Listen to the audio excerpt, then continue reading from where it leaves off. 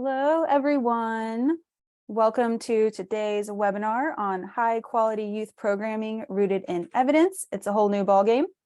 We have a great presentation and panel from the team at Arly by BellXcel.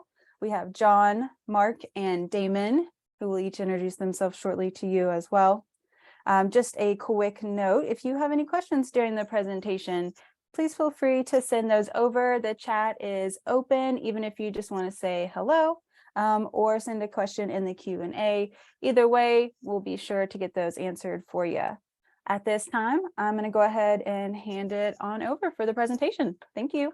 Thank you so much, Brittany. We really appreciate this opportunity to be here. Good afternoon, everyone. Let me begin by thanking you all for joining us today as we discuss what we believe to be a much needed conversation on high quality youth programs rooted in evidence. It's a whole new ball game, and we are in for a treat today with an all-star lineup. We have Damon Johnson with over 25 years of experience in education is our Chief Impact Officer here at BellXcel. Mark Williams with over 20 years of experience is our Chief Partner Success Officer. And I'm John Holt, Regional Solutions Manager and your host for today's discussion. Now, with combined forces, we are bringing nearly 60 years of experience and fired up for the opportunity to be before you today. Now, BellXcel has 31 years of out-of-school time experience directly and indirectly supporting community-based organizations and school districts across our great nation. Now, out of these 31 years of evidence-based and data-driven practices, 3 not-for-profit companies were birthed. To start, Arly is an engine for youth programming. We create time-saving digital tools for you and your staff so you can spend less time dealing with program logistics and paperwork and more time focused on what truly matters most, elevating the potential of youth. Sperling Center for Research and Innovation, or SCRI, utilizes its own research in combination with the preponderance of the evidence to create solutions to complex challenges in education, youth development, and the surrounding support structures. Now, through expertise in customized coaching, strategic implementation, consulting, evaluation, and research, SCRI guides and supports partners with a holistic approach to create and achieve their vision. SCRI's clients include youth-serving organizations, school districts, foundations, and collaboratives. Last and certainly not at least is RISE Initiative was established to address a critical need to serve not currently being reached by OST programs. And it leverages Arly, SCRI, and philanthropic support to expand access to unserved populations. Now, we know intuitively that there is tremendous value in enrichment activities for children. And I know many of you on the line that are parents probably think like me and ensure your children are enrolled in athletic, arts, and academic enrichment programs because we see that value. Now, research continues to show us year after year after year that there are tremendous benefits to kids that engage with high quality youth programs. Damon, first pitch. Can you talk a little about what we see as the benefits for both kids and programs from focusing on quality? Absolutely. Thanks, John, and welcome again to everyone. So here are just some data that we've collected over the years and some facts about young people that are involved in high quality programs. We see that, I'm just going to highlight a couple of them. Number one, that their attendance in the school year improves. We see that they have less behavior referrals. They have increased academic gains and growth. And here's the phenomenal thing about this. This doesn't necessarily mean that they're in an academic driven program. They could be in a sport program. They could be in an art program. As long as it's high quality, those things don't just stay in that program cycle. All these talking points here, all these data points travel with the young person into their school year. And so if they're involved in high quality programs, no matter what it is, here are some of the results you can see from that. And that not only translate for the young person who experienced the program, but also the program itself. So here are some of if a program is committed to high quality program, evidence-based practices, here are some of the things they will receive and experience. greater access to funding streams. When you, especially those who are seeking federal funding, that's the key thing they want to look for, is your program evidence-based. And so here's some things that they will experience: higher enrollment and attendance, more funding, staff retention. I know that in today's world, with the lack of staff retention is huge. And so it does not only benefit the young person who is attending the program, it also benefits the program who are running a high quality, data-driven, evidence-based practice program. Wow. Thank you, Damon. I really appreciate that insight. And now that we have a bit of perspective on the value of quality youth programs, let's transition to talking about how you can develop a winning playbook to achieve quality. Now, Mark, of all people I know a part of this mission, you understand all the nuances that go into leading a quality program. How can we help make winning methods more accessible for program leaders? Yeah, thank you so much, John, and thanks everyone for joining today. Yeah, everything that Damon said is true in terms of what we see as outcomes of high quality programs. And as you know, everyone on the webinar knows, and what we know from our experience working with so many partners across the country, there's so much that goes into driving quality. And so, you know, at BellXcel, at Arly, we're trying to take research and our experience and boil that down into a framework that is more easy to pick up and utilize over time. So we have these 7 different categories that align with what research says drive some quality indicators and will lead to those outcomes that Damon was talking about. They're on the screen here, from evaluation and assessment and program management, staff and youth management, culture and climate, family engagement, and then of course, curriculum instruction.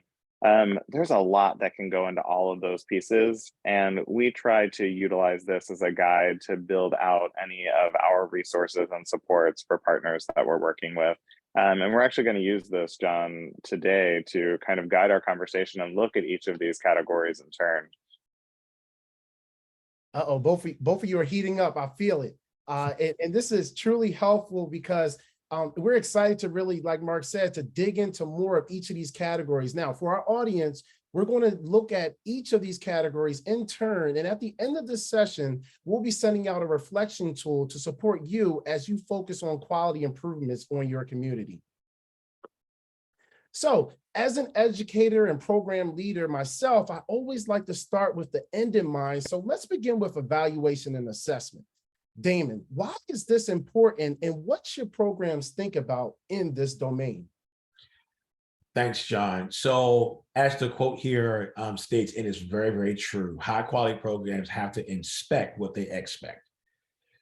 In order for us to be able to sustain our programs, in order for us to be able to grow our programs and to be able to inform future iterations of our program, we have to be able to look at evaluation and assessment. So some of the benefits, I think, to this particular domain, John, is that first of all, it helps the program to measure the success. You know, you have to be able to know if you were successful in your goal for that particular cycle, that program. Another thing that it does, it allows us to inform future iterations of your program and your model. You may go through and say, hey, look, we got to tweak this part of our program because it's not really productive for our young people. Or we need to add these components because we realize there's a greater need. So it definitely informs future iterations. Another thing that this domain has with evaluation and assessment is it provides feedback for your program, for your stakeholders. Those who are funding your program, those who are community leaders, it gives them outcomes and data points to talk about. And last but not least, one of the last things, I could talk about this all day, but one last thing I will highlight here, and a very important part, is that it gives your students, your staff, and your families a voice. When you can survey them, when you can get their feedback, it gives them a voice in the program that they experience. So this is a huge, huge, huge component and a very important part of a quality program. Yeah, I couldn't agree more, Damon. And there's so many pieces that go into this. There are so many different facets of a program that you can evaluate, and it can be one of those things that falls off, and you realize maybe a couple of weeks into a program, oh gosh, we want to make sure we get a survey out to families. What do we want to survey? How do we want to do that? And by that point, it can be a little bit difficult to bring that together. So part of our recommendation is to really think about what you want to do with that data coming out of any program, and then utilize that to guide how you're going to design your evaluation, how you're going to implement that over time. And this is just one example of many that we have of how partners can share some of that data out. So you can see here, this is showing the number of scholars, it's showing attendance, it's showing some awesome academic gains in the upper right. All of these different pieces coming together to show a clear snapshot to stakeholders of how awesome the program is. This could be utilized with funders. It could be utilized with other educational leaders in the community, school boards, families, all to build that investment and really to make sure that your stakeholders in your community knows all of the awesome things that are happening when their kids are joining your program. Let's turn our attention to program management. This is called out specifically in the research. Now, Damon, you've not only led many programs of your own, but you've trained many program leaders throughout the nation, including myself. Now, why is program management so important to quality? John, yes. Well, first of all, let me say this. Program management was the engine of my program success. Having tools in place, again, was the very engine of the work that I was able to do, and for several reasons. And I'll just give a couple of examples as well. A lot of times people put a lot of energy into other things, but sometimes they don't put the energy they need to put into program management. So having tools and procedures for everything that the young people and the staff will experience is going to be important. Like, for example, transitions. Having something in place for transitions from them moving from one component of the program to another component, from the cafeteria to enrichment, all those things are part of the program management piece. Here's a quick example: drop off and pick up. If you have scholars who are on a bus and then parents are picking scholars up, and then we call our young people scholars, but having them, their campers or whatever program you're running, wherever they get picked up from, who will be there to assign, what time frame will you have the bus riders versus all that needs to be planned ahead of time, and having a management system for that is going to be key. Some other components are like budgeting. Budgets are massive when it comes to program management. I'm telling you, you can either sink or swim with your budgets. And I'm a witness to that myself. You plan field trips and then you budget $300 for field trips, and then you realize the bus is $500 and you need 12 buses. I mean, those type of things can happen in real time. So having a budget tool is a part of your program management. And let me just say this, and I know I'm plugging Arly here. When I was doing running programs myself across the country, I didn't have a tool like Arly. I had to use several systems to manage all of my procedures. So if I had it all in one place, John and Mark, I would have probably been, I don't know where I'd have been, but having it all in one place is definitely a great opportunity that program leaders have today through tools like Arly. So I'll be quiet and let someone talk, because I can do this all day.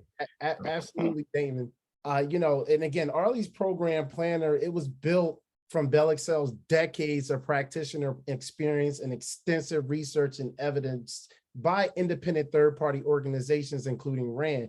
Now, it provides all the elements needed to run an evidence-based program while allowing youth leaders to stay organized, focused, and efficient with the power of a pre-populated planning list that is embedded with resources to support youth leaders in completing the task.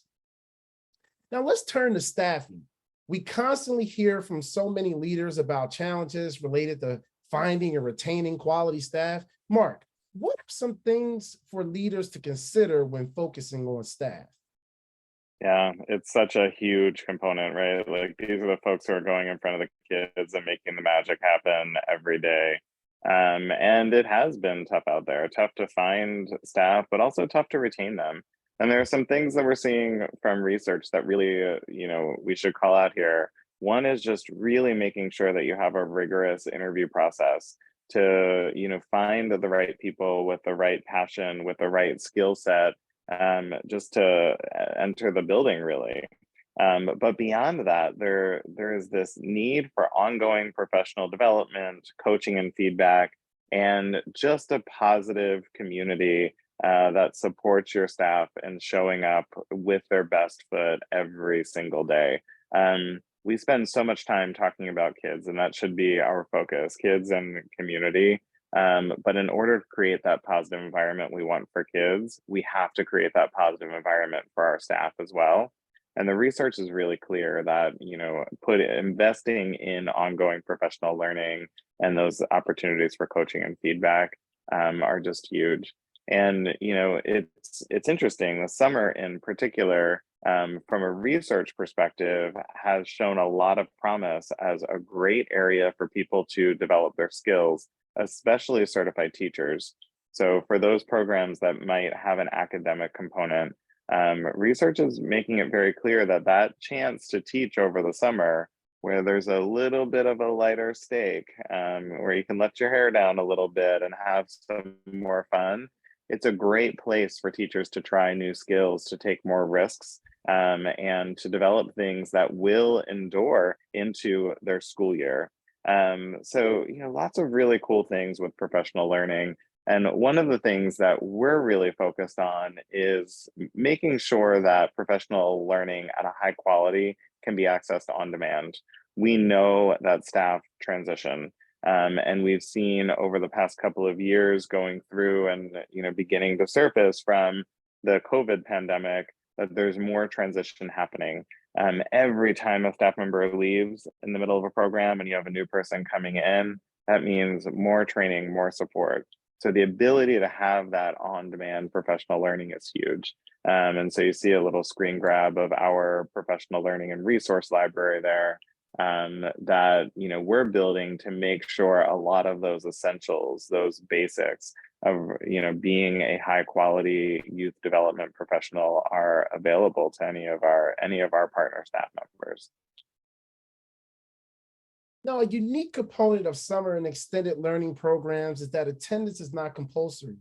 This means programs must do more work to recruit students to attend and create engaged team programs to keep them coming back each day.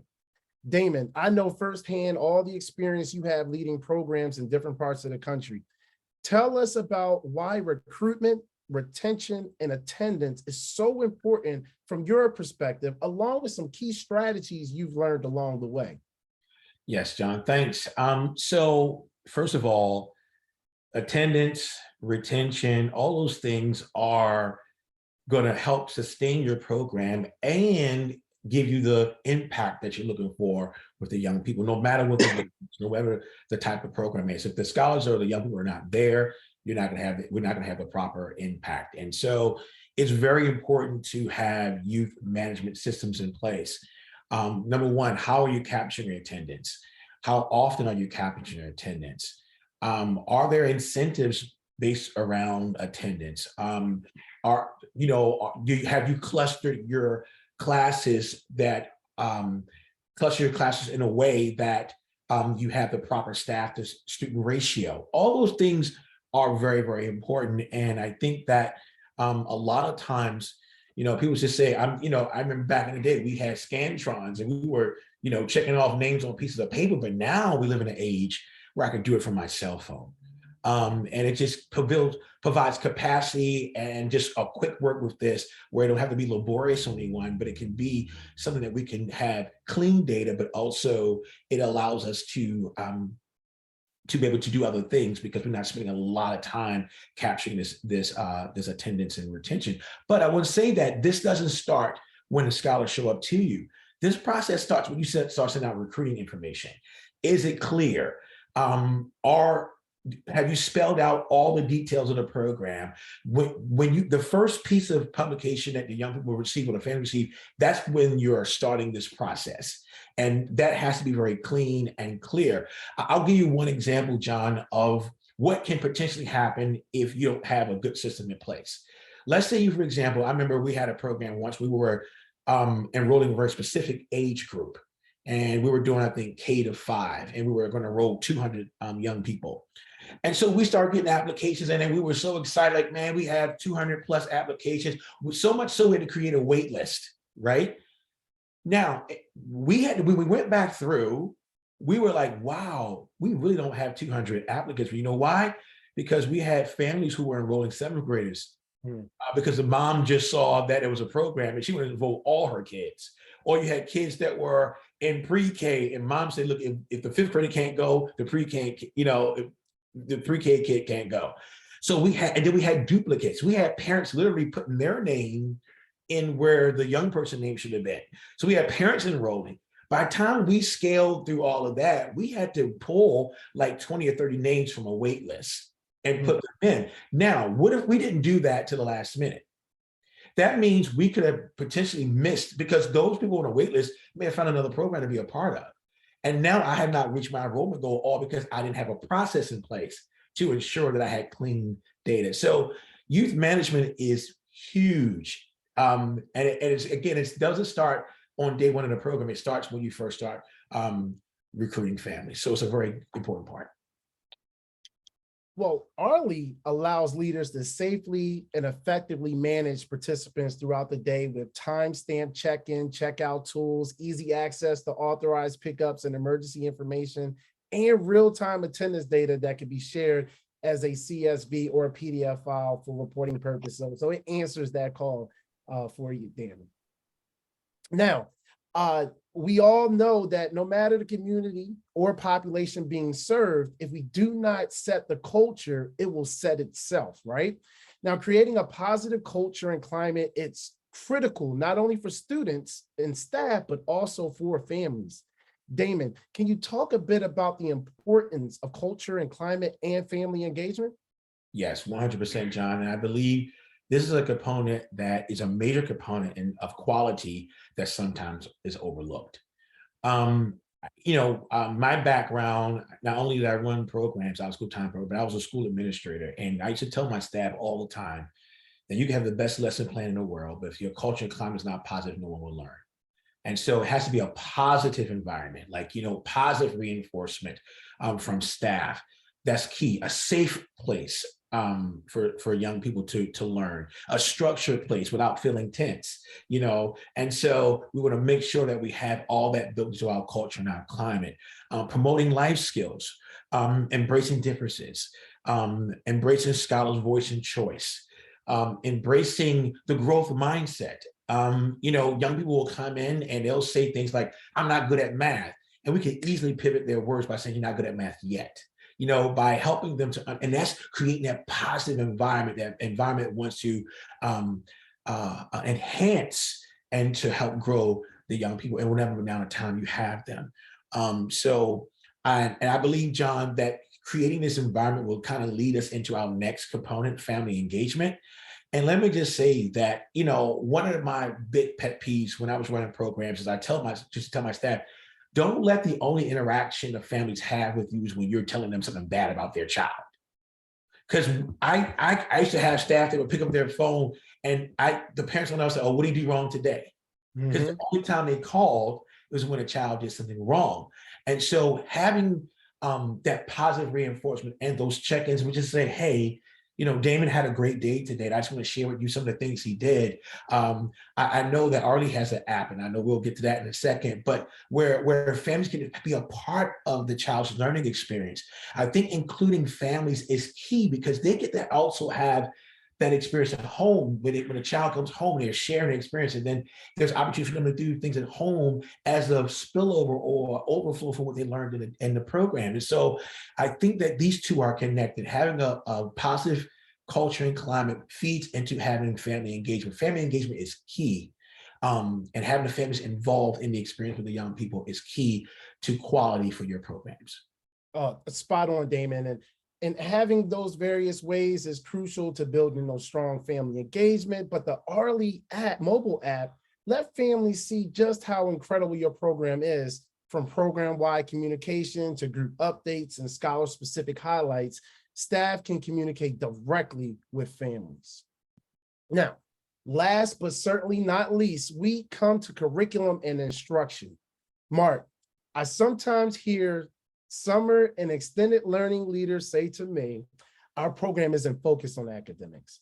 So we don't need to focus on curriculum and instruction. And that's like scratching on the board with me. So what would you share with leaders that may have that perspective? Yeah, no, it is very true. I think that curriculum instruction kind of evokes that academic construct, right? And people think about ELA instruction, math instruction, science instruction, but it can really be applied to just about anything that you're doing with kids and with adults for that matter. So, when we think about it, we think about it not only for an academic focused program, but also for an enrichment program. So take, for example, an arts camp that's going on during the course of the summer. You could have an amazing artist leading a group of kids and every day coming up and doing a new art activity that is fun and engaging, and the kids are going home saying, wow, that was so great. You get positive feedback from the kids, positive feedback from the families. That's awesome.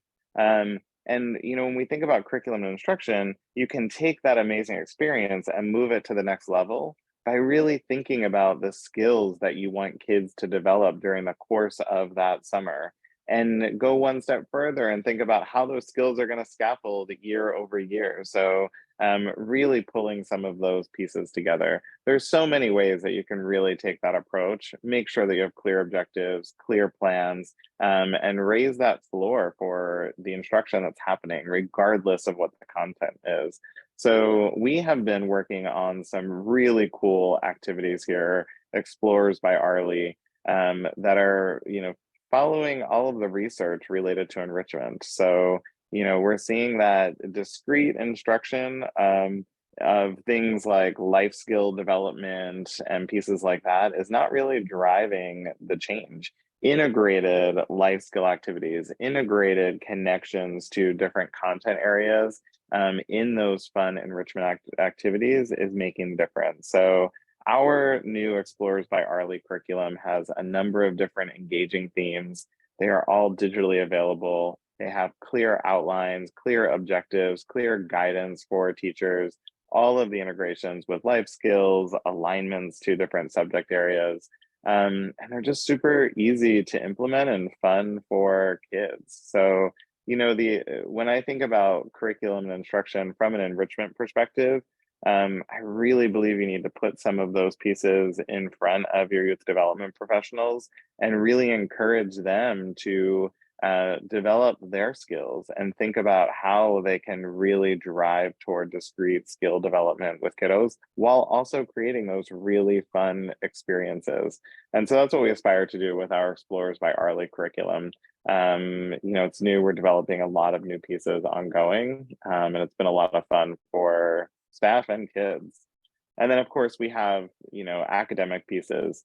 When you're thinking about out of school time, you don't want it to be the same as your day-to-day K-12 core. I come from a background as a teacher. I was a kinder teacher, and you try to make school fun, but when you get to after school, when you get to summer, when attendance isn't compulsory, you want something that's different. You want to be able to engage the kids in a different way. You want materials that are easy to pick up, that are fun, that kids want to do. And so we've worked with Scholastic Education to produce our Scholar Zone summer and extended learning curriculum materials.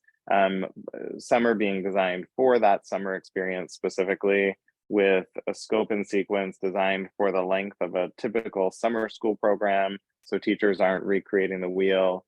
Easy to pick up and use for anyone, but also has a rich amount of diverse content that allows teachers to meet the needs of different kids.